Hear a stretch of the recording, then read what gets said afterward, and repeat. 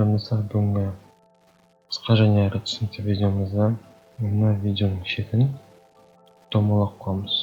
Закругленный углы сондай қыламыз. Ол үшін бізге бірінші керек эффекті. Оның ішінде уг осы видео керек болады. Сіздерге жазып көрсетемін қандай эффект екенін. Сосын кейін ол жерден бізге керек біріншіден scale размер кішірейтеміз, көрінішін өзгертулеріміз. Edge type cut настройкасына қоямыз. Edge sharpen 10%.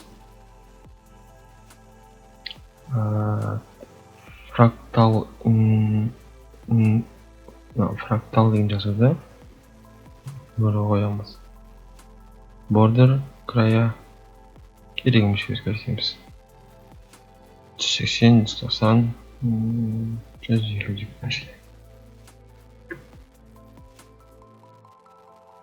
Сосын кейін осыған бізге керек 150.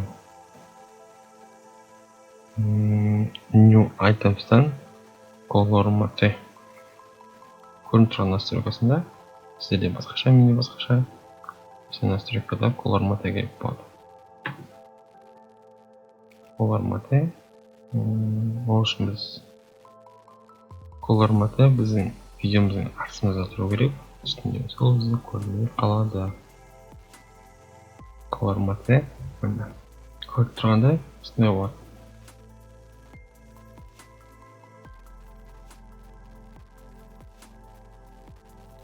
Осылай болады. Видеодағы өзгерістерге назар аударыңыздар. Рендер кезінде ол өз орнына келеді. Ал енді көріңіздер, қайталаңыздар.